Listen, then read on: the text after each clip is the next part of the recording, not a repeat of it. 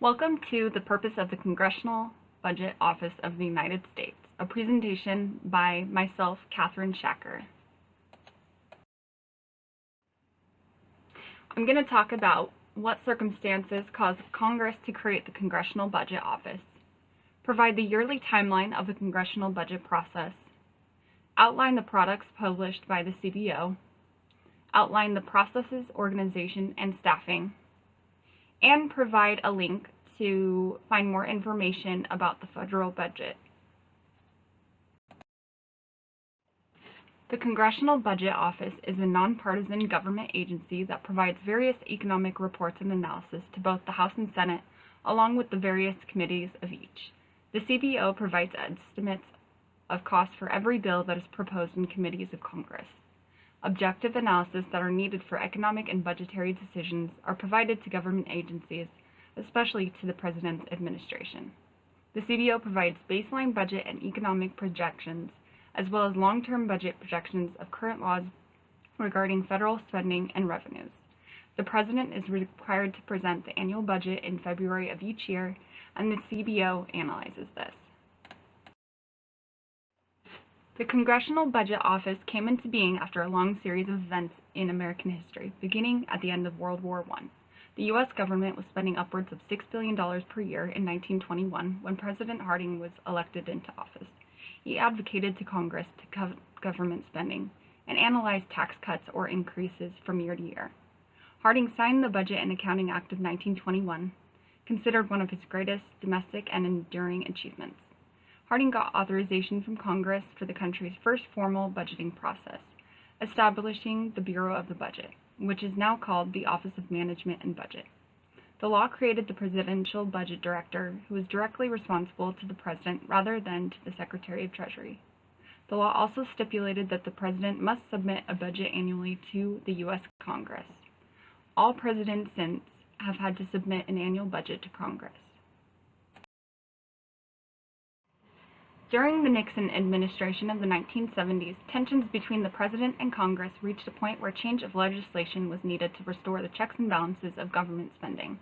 Congress and the American people felt that President Richard Nixon was not appropriating funds to programs that were outside his interests.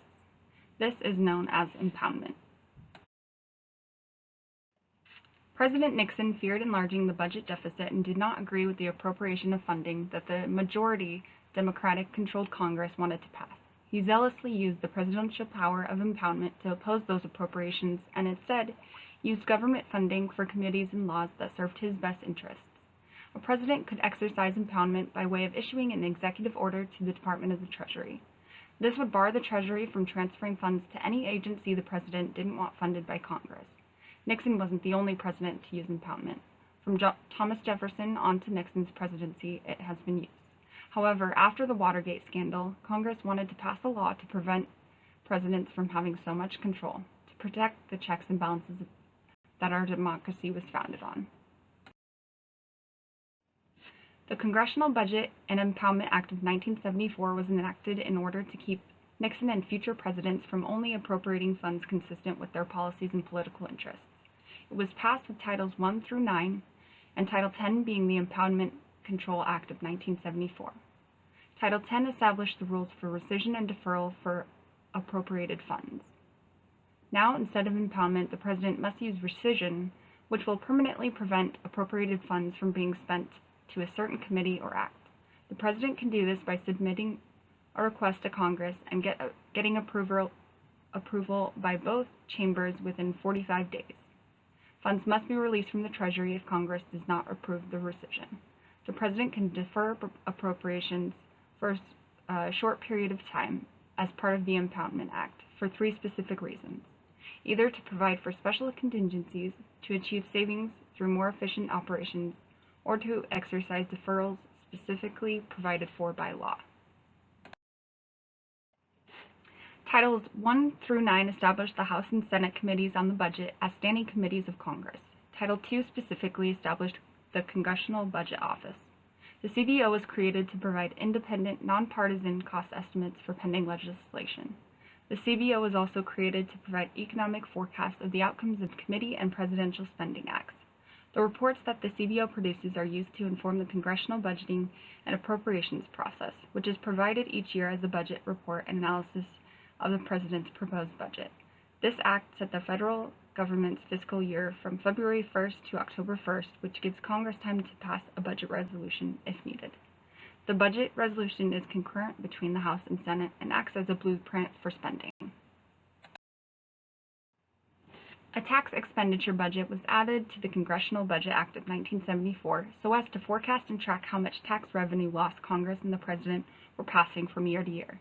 A tax expenditure is defined as revenue losses resulting from federal tax provisions that grant special tax relief designed to encourage certain kinds of taxpayer behavior or to aid taxpayers in special circumstances. Examples of tax expenditures are new home deductions, mortgage interest deductions, move-in cost deductions, and low-income housing tax credit. In summary, the Congressional Budget Act of 1974 established the congressional budget process, which coordinates the legislative activities on the budget resolution, appropriations bills, reconciliation legislation, revenue measures, and other budgetary legislation. The Congressional Budget and Impoundment Act of 1974 set the basic framework for our U.S. government's federal budget process. Throughout the years, there have been several amendments made to this act. The Balanced Budget and Emergency Deficit Control Act of 1985, the Budget Enforcement Act of 1990, and the Balanced Budget Act of 1997 are all examples of these.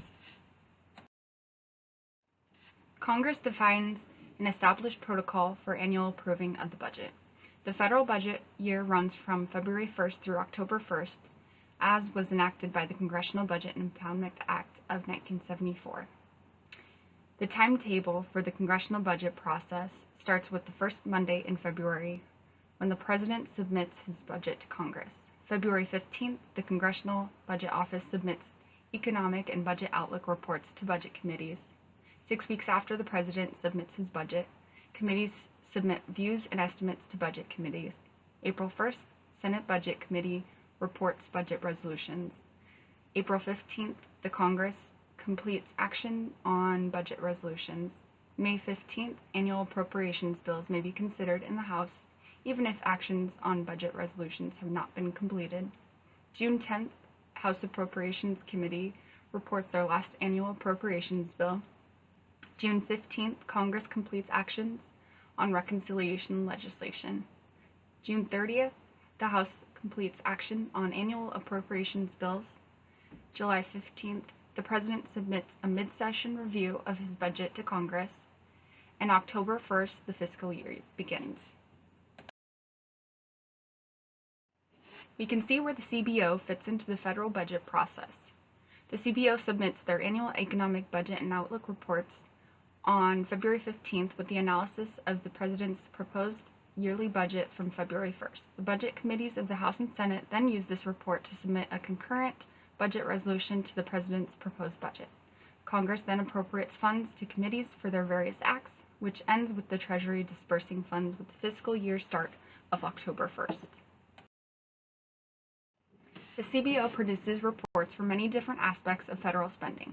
The reports are baseline projections that cover the 10-year period used in the congressional budget process. Some reports extend to 25 years to forecast further into these projects and how they will influence the economy and impact the budget and revenues.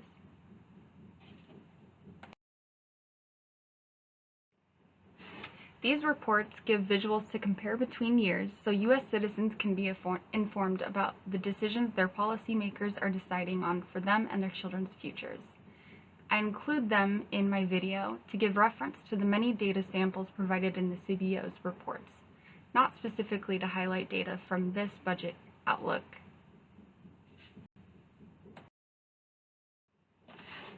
The following is a list of the major recurring reports produced by the CBO.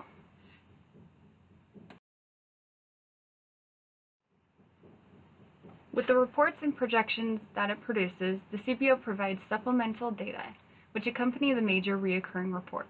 These datasets can be downloaded from the CBO's website in addition to the corresponding reports. The data is provided on easy-to-read Excel sheets with tables, figures, and effects of policy alternatives provided. Fred graphs also complement these outlooks. Here is one from the March 2016 report. Selected programs are outlined in tables with more specific data and descriptions in the PDFs from the CBO's website. The selected programs are projected for the 10-year period, but have program-specific monetary data projections. The following list is some of the baseline projection reports that are given by the CBO and are on the CBO's website. The CBO's reports and work all reflect the agency's goal to remain objective, impartial, and nonpartisan. The following are criteria for methodology outlined by the Congressional Budget Office: a detailed understanding of federal programs and the tax code, careful reading of the relevant research literature, extensive analysis of data collected and reported by the government statistical agencies and by private organizations. Such data include the National Income and Product Account, surveys of labor market conditions and prices, the Statistics of Income Database, the Current Population Survey, survey of income and program participation, data on national health expenditures, various health care surveys, and data on financial transactions. Consultation with numerous outside experts including professors, analysts at think tanks, representatives of industry groups, other private sector experts, and people working for federal agencies and for state and local governments. Some of the consultations occur during periodic meetings with CBO's panel of economic advisors and panel of health advisors. Many more consultations occur on an informal basis. The CBO is divided into the following divisions: Office of the Director, Budget Analysis Division, Financial Analysis Division, Health, Retirement, and Long-Term Analysis Division, Macroeconomic Analysis Division, Management, Business, and Information Services Division, Microeconomic Studies Division, National Security Division, and Tax Analysis Division. To find out more about the federal budget process, the National Priorities Project was a great resource for me when looking up the Congressional Budget Office. The National Priorities Project is a committee for a responsible federal budget. Their website, nationalpriorities.org, gives an abundance of information of the federal budget to the U.S. consumers to better understand how our government spends our tax dollars. This video is an introduction to the Federal Budget 101 information found on their website. Thank you for watching my video. I hope you learned a lot about the Congressional Budget Office and the federal budget process.